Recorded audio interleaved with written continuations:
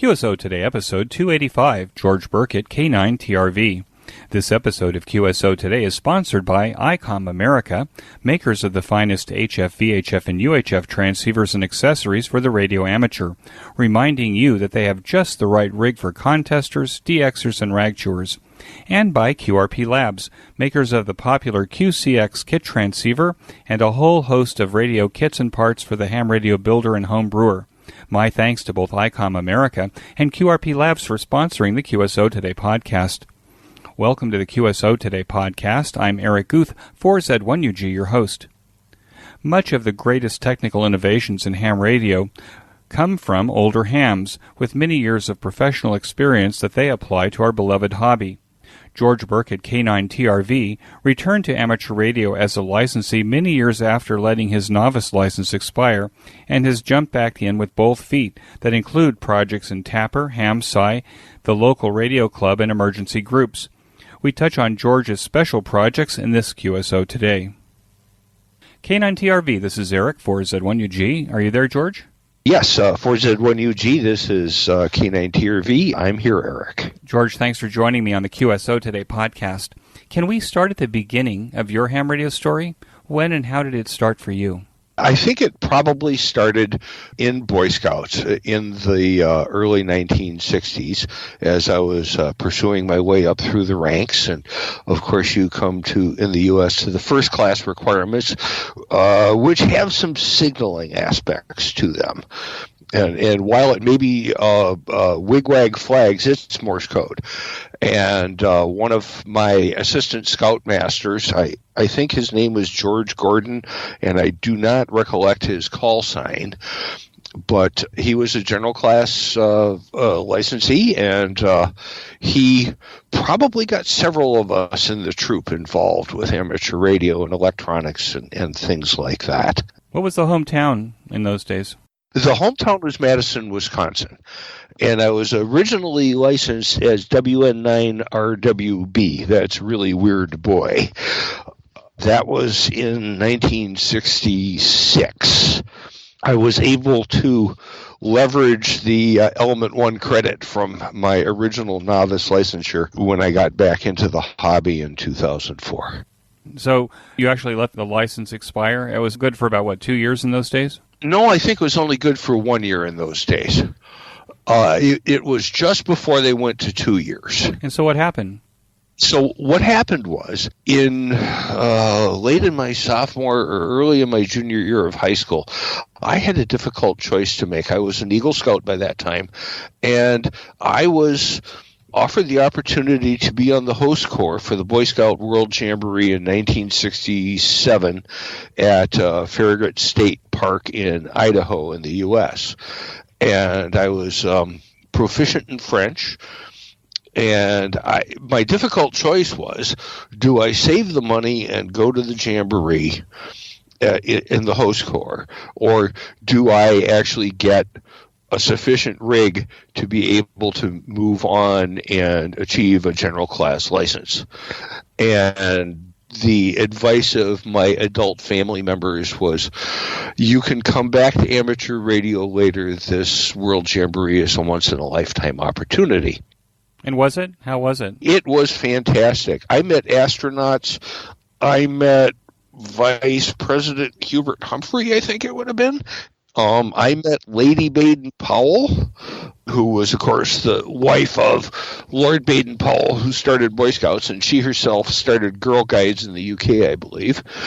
And just all kinds of interesting people. I was responsible for the communication services translation, if you will, for a troop from Grenoble, France, some troops from French Equatorial Africa. During the Jamboree, I was taken by Army helicopter that landed right next to our tent campsite to the field hospital where some scoutmaster from French Equatorial Africa had mistaken a box of DDT for powdered milk and consumed it, and the Army doctors needed somebody to speak French and translate for them. So I got called in to do that. And it was a fantastic experience. It certainly colored my life for the rest of my time still. And I certainly visited the amateur radio station that was at the World Jamboree and participated as a third-party operator, let's say. And it was a fantastic time. Before that, I had been active in my high school radio club, where I and a good friend of mine who got a license at about the same time we kind of led the Morse code training sessions because the teacher was too busy doing other things. And we had 75A3 receiver and I think a Hammerlin transmitter, and our high school was like 3 or 4 floors. It had old Gothic towers, and out of one of the towers was sticking a 3-element beam with what we call an Armstrong rotator. That's you turned the pole by hand, and so that was all very interesting. And my first QSO, in fact, was at my friend's father's station. They only lived a couple blocks away. And it lasted, I think, about an hour. And I started with a very tentative 5 words a minute. I think by the time I finished, I was cruising along at 12 or 13. But that was the only CW contact I ever had in my short amateur career. Did you ever have a rig at your house? I never really had a rig at my house. I had a receiver, but I never had a transmitter or sufficient antenna to transmit. So did your interest in ham radio play a part in the choices that you made for your education and career? Well, my education was largely directed towards science and engineering and mathematics and things like that. So if it didn't help me go down that path, it sure didn't hurt one bit. And I've always been active in electronics from even grade school, when I was building radio project kits and studying GE and RCA transistor manuals to learn about how all these things work. And at that time, I kind of understood it. I think I've forgotten most of that by now. And it may not even be necessary unless you're still building QRP rigs out of transistors. Well, they were germanium point contact devices too, so probably not terribly relevant in the greater scheme of things these days. So you had a career, I understand, in software development. How did that play out? Yeah, and it took a while, let's say until the mid-'70s, before it was really possible to have a career in software development. I did spend some time working for an electronics distributor that was in Madison, Wisconsin. They had a retail store where you could buy CB radios and car stereos and TVs and audio systems for the home. And we had a wonderful older ham with an extra class license. I don't recall his name, but he repaired and installed all the CB radios. He also had a first class radio telephone license. And so I never been far from amateur radio my whole career.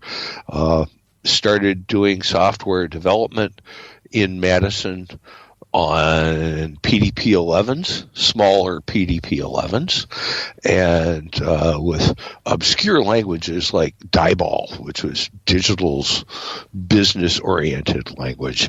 It was really nothing like COBOL, but it was simple enough you could use it on computers that ran RT-11. In those days, my next job was at a larger software company that used tech equipment, running mostly their time-sharing environment, Ristus-E, resource sharing, time-sharing extended, and putting systems into Caterpillar dealers. I spent a couple years in Armonk, New York, at the Caterpillar dealer there at the base of the hill that has the IBM Galactic headquarters at the top. And we were replacing an aging IBM 360 with a pair of DEC PDP-1170s, which was about as big as you could get from them in the pre-VAX era. And things went on from there. Oh, and I would mention that my freshman year of college, I spent at Dartmouth College in New Hampshire, where they invented a programming language called BASIC, and I got pretty proficient in that, before the commercial opportunities existed, and so I've just been a programmer, software engineer, developer my whole life now. So this is a good place to ask the question I mentioned earlier, and that is, so what's your favorite operating system as a computer guy? My favorite operating system, well, the one I use the most is Windows, and I'm not afraid of Windows 10 one bit, and I can get it to do everything it needs to do for amateur radio purposes, and have spent a fair amount of effort on some of the things we'll talk about later, making sure that actually happens. I also have machines that run Linux because my first job when I moved here to the Ann Arbor, Michigan area where I am now was working for a company that did IBM terminal emulation. That's 3270 green screen terminals, 2780, 3780 batch entry stations that and their communications protocols. And this was in the pre-PC era, and a lot of what we did was on variants of Unix that ran on Z80s, 8086s, sometimes with memory mapping management assistive hardware. So my skills with electronics combined with my knowledge of programming put me right at the center of where all that met, and sorting out, is it a hardware problem? Is it a software problem? And which path are we going to take to fix this problem? What are the rigs you have in your ham shack today? I've got an Elecraft K3 that's quite well tricked out. I've got several of the open HPSDR Pandora boxes. I've got an Anon 100D, which is an outgrowth, the commercial outgrowth of the open HPSDR project. And that's in any number of HTs and things like that. I currently have the ICOM D-Star radio. The exact model number escapes me right now in my car. So I'm radio mobile. So you're pretty good when it comes to having amateur radios everywhere. Yeah, have stacks of them in corners of the basement. What's your favorite operating mode? My favorite operating mode currently is a single sideband. I like talking to people, and hearing the inflection in their voice as part of the response. It's kind of like why I'd prefer to talk to people than conduct an email dialogue with them. It's so much easier to tell whether you're getting your point across or the information you're trying to convey. Do you have a favorite band or time when you like to operate single sideband? A favorite band? Well, anything that has open propagation. Before a tornado took down all my antennas here, I was pretty active chasing DX, and with 100 watts and wires had gotten to, I think it's about 290 entities, with the majority of them on 20 meters, but across all the bands. And now this message from ICOM America. It's a new year and a New Year's of savings at ICOM. Bring in the new year loud and clear with some of ICOM's most innovative and interesting transceivers. Start off the new year with a high-performance ICOM IC7610. This direct sampling HF transceiver changes the world's definition of SDR or software-defined radio. It has the ability to pick up the faintest of signals even in the presence of stronger adjacent signals. Its features include RF direct sampling system, 110 dB RMDR, independent dual receiver, and dual digicell. The ICOM IC7300 changes the way entry-level HF transceivers are designed. Even at its amazing price point, the IC7300 is an innovative SDR transceiver with a beautifully compact design and form factor. It is the HF transceiver now in my shack and has changed my appreciation of what is even possible in the HF bands. Features include RF direct sampling system, 15 discrete bandpass filters, a large 4.3-inch color touchscreen, real-time spectrum scope, and an SD memory card slot. Finally, the ICOM IC9700 was designed and is built with the VHF-UHF weak signal operator in mind, with faster processors, higher input gain, higher display resolution, and a cleaner signal. The ICOM IC9700 is the pinnacle of perfection for all-mode VHF-UHF and 1.2 GHz transceiver. If your New Year's resolution includes operating moon bounce or meteor scatter, then the IC9700 is for you. Features include a 4.3-inch color touchscreen, dual-watch operation and full duplex operation in the satellite mode, real-time high-speed spectrum scope and waterfall display, voice recording playback function in an SD memory card, and it supports CW, AM, single sideband, FM, RTTY. So it's a new year, and if Santa didn't bring one of these fine ICOM rigs, now is the time to get it yourself. So bring in the new year loud and clear with some of ICOM's most innovative products. Check out ICOM's website for current promotions on the ICOM IC7610, 7300, and 9700 by clicking on the ICOM banner on this week's show notes page. And when you buy that new ICOM rig, please be sure to tell the dealer that you heard about it here on QSO Today. And now back to our QSO. Now, it's my understanding that you used to run a sky loop antenna before the tornado came in and took down all your trees. What is a sky loop antenna? A sky loop antenna is a horizontal loop that is generally fed with 450 ohm ladder line or window line, and often through a Ballon transformer, so you can convert your coax coming out to the more balanced characteristics of the antenna. It was an 80-meter sky loop, so it was electrically 20 meters on each leg. It was approximately 20 meters above the ground in white pine that I used to have that formed a wonderful box around the house, which made it very possible. And I had pretty much excellent propagation around the world with it on all bands 80 through 10, and it would load up just fine on all those and had a good low radiation angle characteristic. And my home is on old glacial era river bottom or riverbank, so it's sand and gravel, not much conductivity, pretty high ground resistance. And this antenna is pretty immune to that. It doesn't really need the earth ground to radiate from as much as a vertical and things like that. After the tornado, which took down our trees, mercifully left our house mostly undamaged, we had to re-landscape the yard, plant all kinds of new trees, and whatever ham moves in here after I move on into the ether will maybe have some antenna trees they can use. But right now the antenna that I have at home is a stepper big IR vertical with the 80-meter loading coil. I found that I just couldn't be heard anywhere near as well in Europe and Africa and elsewhere as I had previously.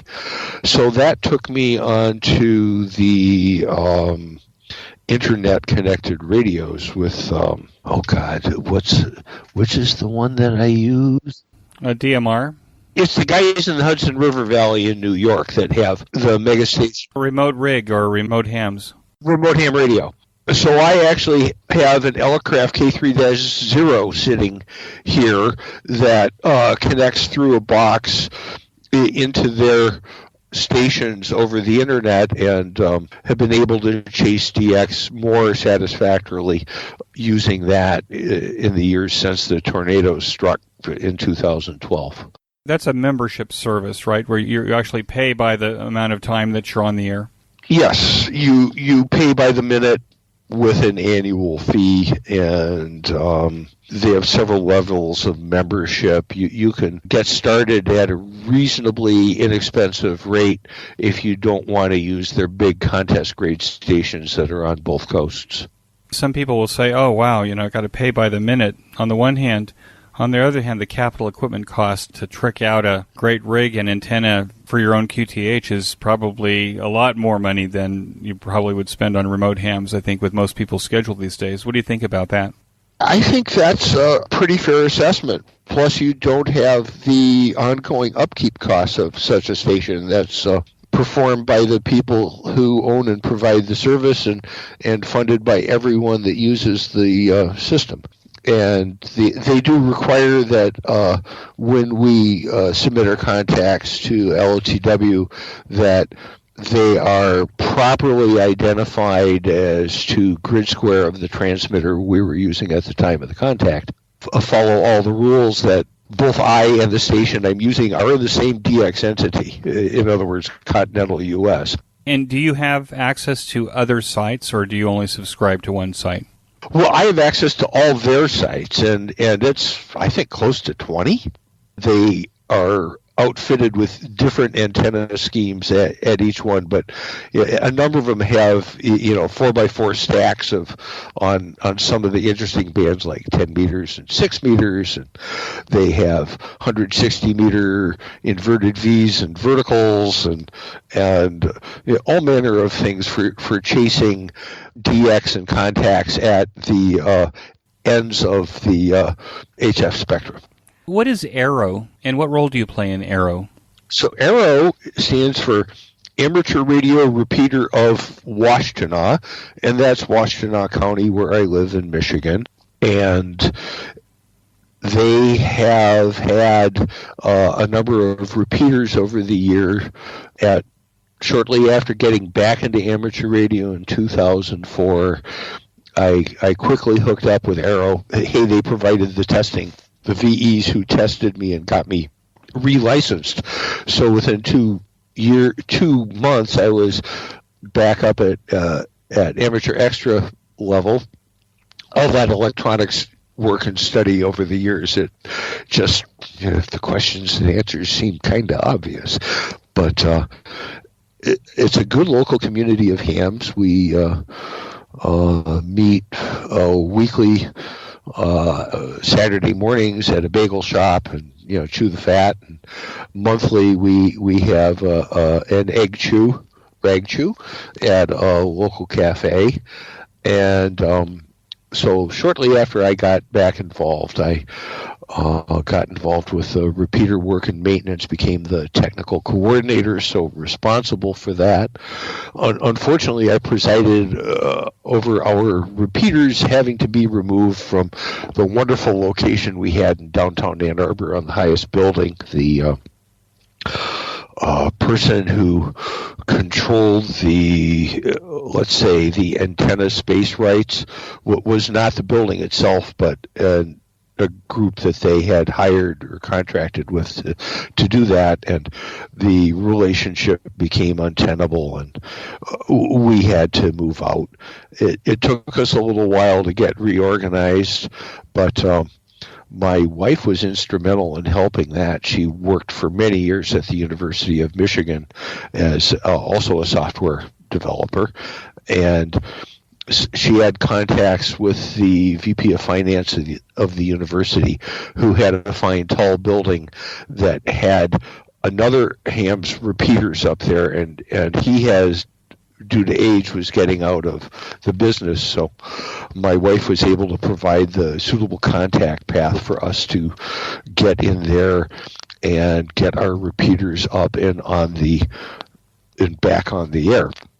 Now, Arrow I had known of for probably since about 1983 or 4 when I moved to the area, because I'm also a bicyclist, and the local bicycle club, the Ann Arbor Bicycle Touring Society, which is known for its long rides on Saturdays and Sundays to find the finest donuts and ice cream in the area, holds each year a bicycle ride, a tour that they call the One Hell of a Ride, because it goes through the town of Hell, Michigan, and devil theme and all those wonderful things. But ever since the beginning, the Touring Society, because it had a couple hams that were members, used amateur radio operators to provide communication support on the day of the ride along the route, so we could get the support vehicles, the SAG vehicles, who provide mechanical service, medical pickup, bandages, hydration, food, whatever, to riders who are experiencing difficulties, and try to get them to be able to complete the ride or bring them back to the start. When cell phones came along, and we had Nextel with their party line cell phone thing in the late 90s, there was some thought that maybe we could get away from amateur radio. But I was able to point out that many of those cellular services just didn't work over significant parts of the route. And we've always used amateur radio operators, and they kept badgering me to get back into the hobby. And finally in 2004 it worked. And here we are now. You became an active role in terms of maintaining the repeaters in the Ann Arbor area for Aero. Let me ask you, I'm just curious, losing that high ground, did you have to re-engineer the way the system worked? I mean, do you use, for example, voting receivers for the repeater in order to be able to extend the coverage that it once had? No, we don't use voting receivers. It's a pretty flat area here, so if we can get on a big tall building, we have a pretty good coverage footprint. And that's true of most of the repeaters in the area. Some of them are linked by links that are either permanent or can be brought up or down as needed. Run by other people. I think there's a ham in the northwest suburbs, Fred Moses. I don't recall his call sign, but he does a lot of DMR work and has a network of of DMR repeaters. And they're of course inherently linked. So there's a lot of experimentation with technology like that. In the local area, I'm also active in the RACES group, which operates out of the county's Emergency Operations Center under the authority of the governor of the state of Michigan. And that group experiments with all kinds of protocols, uses APRS, packet, WinLink, and any other mode that shows that it might offer promise in the case of civil disaster or emergency. And there are probably 30 or 40 hams in the county that are very active in this and have kind of taken different modes under their wing, so that we've got diverse experience in the group, and not anyone knows everything, and everyone knows enough to make it work in a disaster. One of the local hams here in Israel asked a week or two ago about building an APRS network, essentially building iGates and APRS nodes. Nowadays, given the amount of APRS that may be happening in the Ann Arbor area, what do you think about APRS, and is it something that hams should still be doing?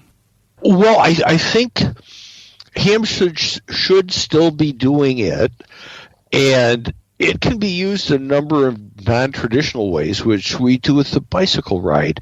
So what we've discovered is the one APRS node in the area is not well located to cover the region that the bicycle ride covers.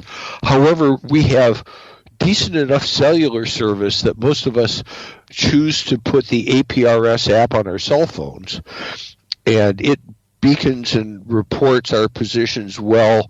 And back at the ride headquarters, we're able to use that reporting in addition to people who have either APRS built into the rig in their car, or have a Bionics APRS unit, or one of the other similar APRS units also in their car.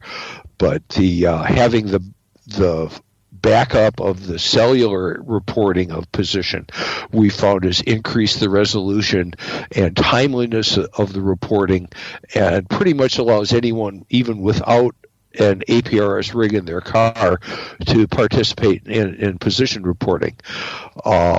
Now, since I'm also active in Tapper and we put on the Digital Communications Conference, Bob Berninga comes every year, of course, and usually talks and presents in our demo room.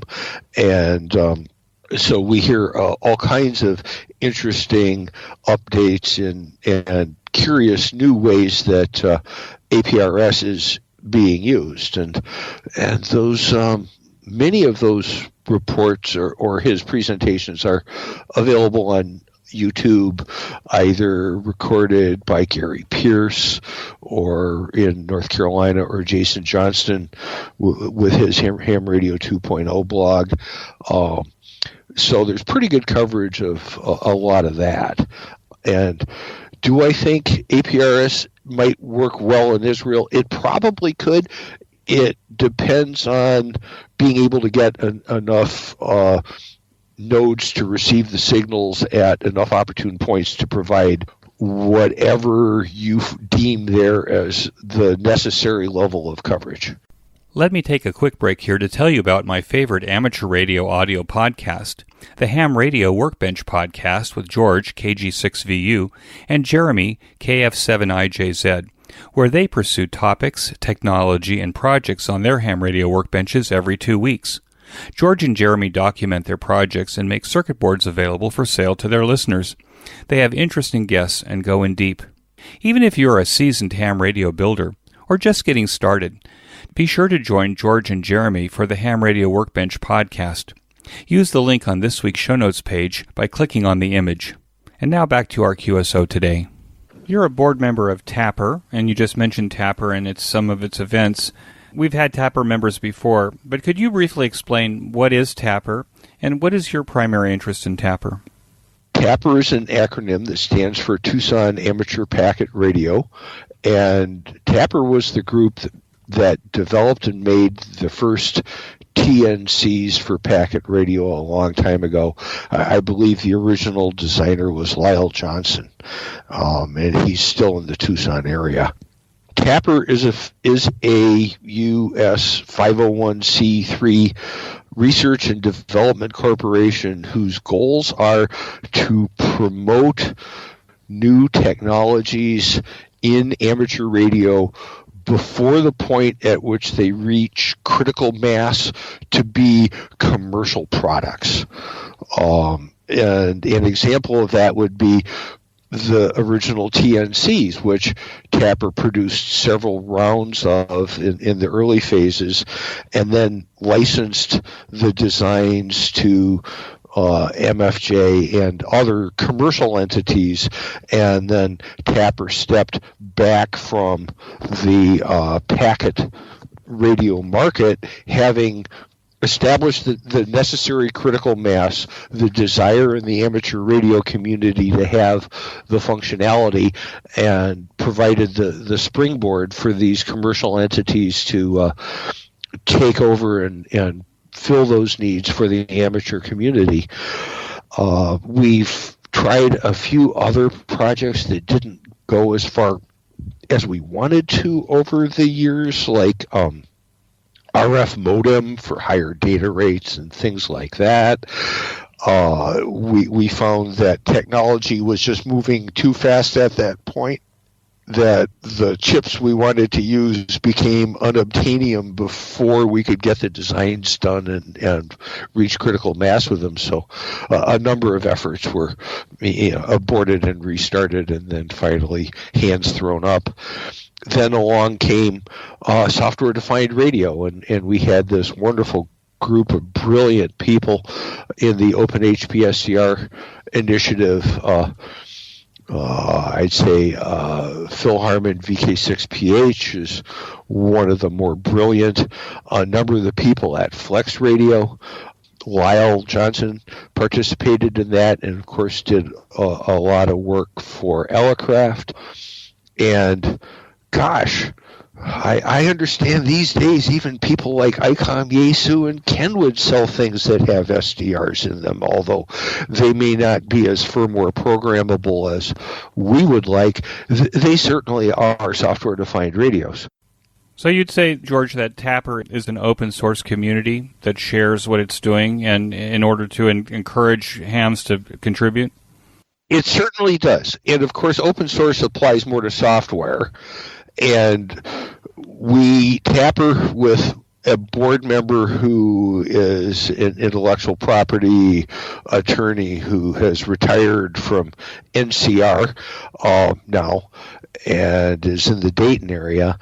He, working with Bruce Perrins, came up with the open hardware license that we try to use to make sure that the hardware designs themselves are open and accessible to amateur radio operators who want to build their own from, either etch the copper and build it up themselves or whatever level of kit or semi-kit or whatever they're comfortable with, as well as feed into the commercial marketplace so that Tapper doesn't have to keep making something forever, because that isn't our goal. So essentially the open hardware license then allows Tapper to license the design to a commercial entity, for example, like you mentioned MFJ.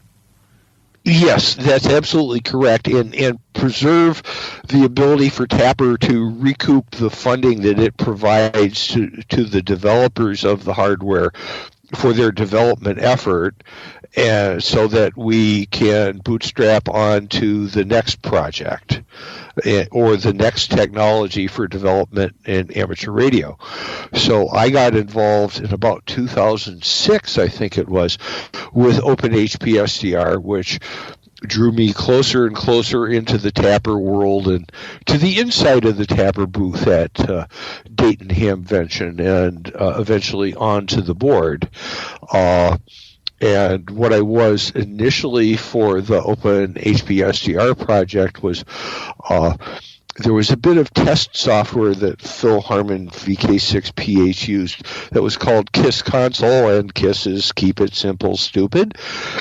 And it's in C#, which is part of the Microsoft.NET framework, which is now available in a pretty much open form on all platforms, PC, with Windows, Mac, Linux, whatever. And it was Phil's test platform where he would test out new features, and as he was working on the Verilog code for the FPGAs that were in the Open HPSDR radio scheme on each of the boards.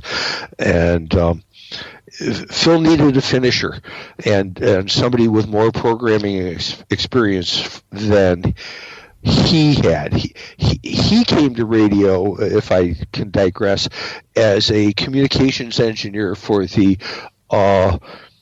British embassies. So he was in civil service, in foreign service, and is an amazing radio operator, radio engineer, and I think one of the more brilliant minds that we have in the hobby and in the Open HPSDR community. So I became his finisher and managed to rework his console so it was a bit better organized, fix a number of the flaws. We also tested things out there that were put into Power SDR that, of course, came from Flex Radio, and earlier versions of it were open source, and we took a version of that and ran with that, and it's still often used by people who use the Open HPSDR family of radios. Okay, so when we're talking HPSDR, are we talking a transceiver or just a receiver? Yes. In the early days, in a Pandora box with a what we call the Atlas bus that uses the 96-pin Euro connectors, you could have a transmitter board, a receiver board, multiple receiver boards, whatever. So you might just build a receiver. You might build a transceiver. And then we came up with the combined board, the Hermes, which was about a half a watt, keeping just under the FCC limits, so you could do things without having to have bandpass filters and such to have a legal signal. And then it was definitely into the transceiver world. The Hermes board ended up being, I think, laid out by somebody who was on staff at Apache Labs in India that produces the Anand family of radios, which is the commercial descendants of all our open HPSDR work. So it actually found its way into the commercial realm through Apache Labs. It did, but it caught us at Tapper by surprise, as we weren't quite expecting that to happen yet. We were hoping at the time we could roll with the concept for a few more years, and all of a sudden our kid went off to college and graduated. We didn't even know they had a high school graduation yet, So all of a sudden the project grew up and became fully commercial. With, of course, licenses to Tapper. Well, no need for a direct license from Tapper because, of course, the open source license and the open hardware license made all that possible. I had Nathaniel Frissell, W2NAF, in episode 262, where we talked about HamSci. And as a matter of fact, I pointed this out on earlier QSO Today episodes, that as Nathaniel and I were having this conversation on QSO Today, he received his message that he had received a National Science Foundation grant for HamSci and the project that he's doing there. How is HamSci and Tapper working together, and what's the project that they're doing between the two? We're probably fellow travelers down the same path. HamSci is about leveraging amateur radio operators because there are a fair number of us, and we're competent and we're technically oriented and all those good things, to provide observations of something that's a mutual interest to the ionospheric scientists and ourselves, which is the ionosphere and propagation of radio waves. So at an early stage, it's probably almost 5 years ago now, Nathaniel found us at Dayton and came and had long talks with us. I think that year or the year after, they were guests in our booth at HamSci, and for the past few years they've had their own booth and almost building where they do what they do. And so what's happening between Tapper and HamSci is we're developing a software-defined radio-based ground station that's probably, at least currently, more receiver than transceiver, but its goal is to be able to measure a bunch of different characteristics in the ionosphere in real time and report them to massive data collection networks where they'll be available for researchers to mine the data and see what's going on. Nathaniel was brilliant enough to figure out that with the solar eclipse coming up in 2017, that he organized the HamSci QSPIL party around that to make sure that there were a whole bunch of hams out there in the field, on the air, providing signals that were often being captured by our, the reverse beacon network that picks up all the whisper transmitters and things like that. And by combining that data with logs that were submitted, we're able to figure out when there was and wasn't a path between any two stations and how that was affected by the passage of the solar eclipse. So what's happening now is the new grant is we have another eclipse coming up in 2024, I believe it is. And so we are working with HamSci, especially Scotty Cowling, is it WA2DFI? Who's a Tapper board member, was one of the lead hardware engineers for the Open HPSDR project, runs a hardware design and development company in the Phoenix area, I believe it is. And he's designing what we're calling the Tangerine SDR. Hey, radios are computer board's got to have fruity names, so Tangerine wasn't taken. We took it, or he took it, and that's fine. And so we're in the middle of a design iteration cycle right now to get the first hardware done. We hope to have the prototypes for the HamSci conference that'll be approximately March 20th this year in Scranton, Pennsylvania, at the University of Scranton, which is where Nathaniel is now on faculty. And our goal is to be able to get the hardware design done, build and get in hands of a number of amateurs. We're hoping a goodly number will buy these radios and deploy these space weather stations, which will have magnetometers and radios and lightning detectors and all kinds of things that gather data of interest to the atmospheric scientists. And this past year, I went to the conference that was held at the HamSci conference was at Case Western in the Cleveland area, and I provided audio services, wireless microphones, the speakers, video recording, and then went through what do you do, post-production, and sliced and diced the videos and made sure they had good audio, put them up on YouTube so that the information is preserved for posterity, which is what you're doing. And kudos to you for doing what you're doing, because we all contribute in our own way. George, thank you very much for the compliment. I appreciate it. And now this message from QRP Labs. QRP Labs has shipped thousands of QCX QRP transceivers kits to date. The odds of working another QCX user gets better every day. If you're looking for a satisfying kit experience where you end up with an amazing performing QRP transceiver for under $50, let me say that again, for under $50, then you owe it to yourself to go to QRP Labs. We have many home brewers who listen to the QSO Today podcast. For you, QRP Labs also has parts, filters, enclosures, and other handy devices to make your home brewing experience even better. You can use these parts to either enhance your QRP Labs kits or to beef up your own homebrew designs. Be sure to browse Hand's entire website.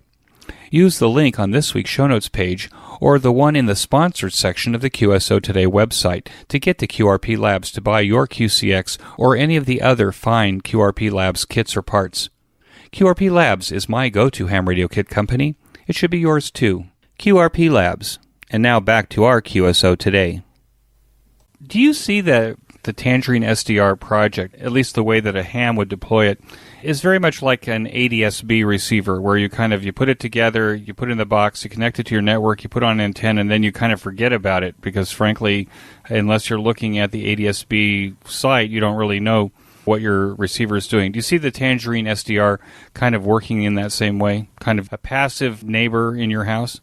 Yes, that is an excellent characterization of it. I probably couldn't have come up with better words myself with a lot of trying. That's exactly what it is. It's like the other parallel would be like reverse beacon network receivers, right? And what we're trying to do is figure out what we can hear, when we can hear it, and what the colorations on the signal might be, and digitize significant swaths of the HF spectrum and record them locally and send up to the data collection sites some subset of that, with the possibility of a command and control system that would say, we know something's going to happen on account of there's a solar flare headed our way. It's an eclipse, some significant event. And we want to have enough storage built into the unit so that it could be done somewhat retrospectively. That is, all of a sudden the detectors at the major research sites go off and they realize something is happening. They could send out a signal and make sure that they had all the data, like from the last 6, 12 hours, whatever, as wide spectrum as possible, as rich as possible, because the research community wants original data as much unfiltered as possible, so that as science and technology improves, they can go back and reanalyze old data in the light of new technologies and techniques that they have, and either extract new information or confirm that, well, when that similar thing happened 10 years ago, it was really the same type of event. Is there a possibility that the Tangerine SDR could be used for other purposes, like, for example, to measure man-made noise? Perhaps in areas in a residential neighborhood, for example, where the noise emitted from electronic devices is so overwhelming that HF hardly works. Do you see any potential applications along those lines? I would say an absolute yes to that. The other possible uses are people at the ARRL have been wondering about using it to study spectrum utilization in areas, because you could say deploy some of these around, New York City, Los Angeles, Colorado, whatever, and find out how the spectrum is being utilized and say whether hams are using it, how much, how often, in what way. Right, as a way perhaps to justify the exclusive allocation of bands to amateur radio operators, for example. Totally. Or find interlopers. Yeah, and I guess if you've got a large enough network of these receivers, then you probably could pretty much pinpoint where those interlopers are. If you had, or were using directional antennas, yes. Or just by possibly proximity and signal strength, yeah. Do you have any other unusual hobbies besides amateur radio, George? Unusual hobbies. Let's see. I'm a licensed private pilot, but I haven't exercised those privileges for a long time. I used to do a lot of film photography, and now I've converted to digital photography and digital video. My wife and I, since 1991, have had some significant number of Belgian Tervuren dogs in our household. And we didn't meet until we were about 40, and we didn't think children were in our future. And so we went with dogs, and they've been excellent companions for us. And so in dog sport, I am involved in human scent tracking, which the American Kennel Club gives titles in for successfully following tracks and stuff like that. So I'm involved in my local dog training club in leading the tracking efforts and planning the tests that we have several times a year to see if we can successfully award these titles. We also show our dogs in conformation. That's like the Westminster Kennel Club show that people see on TV. And I'm a ring steward for that, which means I'm in the ring with the judge, and my job there is to facilitate what the judge is doing. I get the exhibitors into and out of the ring, make sure the judge has the necessary ribbons, prizes, awards, whatever at the right time, and just try to keep things flowing. A lot of times I ask the question of what kind of impact amateur radio has on a family life. I'm thinking about it. Here I am in my early 60s. My wife is in her early 60s, and she's kind of thinking about what is she going to do when she retires. And I have no problem. I have amateur radio and my other passions, so she's kind of trying to figure out what she's going to do when she retires. What kind of impact has amateur radio had on your family life? Because you've come back into it later in life. I'm not sure it's had a huge impact on family life, although when we go places on vacations, I'm always looking up in the air to see what antennas I see around me. Several years back, 2016, we had our 25th anniversary. We took a 3-week trip to New Zealand and had a driving vacation there. And because of Open HPSDR, I was aware of several operators on the South Island of New Zealand, and although I wasn't able to actually meet with them, I did see their antennas as we drove by. It takes up space in the basement, which means that my wife can't put stuff there. I do. Yeah, I have a joke with my wife is unable to get up the stairs, up the ladder into the attic, so she really has no idea what I've got stored up there. And she says, I just know that when I hear that attic door open and close that you found something else in the neighborhood to squirrel away. That's true, and it does, and I'm in my later 60s, so just a few years ahead of you there. But it does raise some interesting questions for estate planning towards the end of our lives, and how do we ensure that all that we have gets passed on to some worthy cause rather than just put in a dumpster or landfill or recycled or whatever. And I think the answer to that is keeping up good contacts with your local amateur radio clubs and have a list of hams at the ready who can help the surviving spouse when you pass away in disposing of your gear and freeing up the space. I think that's very important. It's a good thing that you've actually brought this up. I myself have a list of ham friends who are younger, just in case I meet my maker sooner, because my wife said to me once that she was going to get a big dumpster, and she was just going to have somebody come and just empty. Oh, no, don't do that, don't do that. Here's a list. Yeah, just call these people. They'll come. It'll be like ants. The equipment will all vanish. I said, I may be dead, but I'm not sure if I'll care or not. I might still be in a position to care, so yeah, don't throw it away. Yes. What do you think are the greatest challenges facing amateur radio now? Well, I think the greatest challenge, and maybe it always has been, is being relevant and helping other people understand how amateur radio helps them, non-hams, and trying to get the younger people interested in our hobby to ensure that it gets carried on. It's that kind of a hobby. And I think groups like the ARRL, DARA, who puts on the Hamvention, try to make that point blindingly obvious to as many hams as possible. And I know in my own area, most of the school robotics team seems to have hams as technical advisors. And I can think of a lot of good reasons why. Hams often have the necessary skills, having been makers before it was cool to be a maker, right? And have a combination of hardware, software, RF, and just practical building skills that can help the students who are on these robotics teams achieve their goals and perform well and have whatever they define success to be at their competitions and gatherings. That's a good point.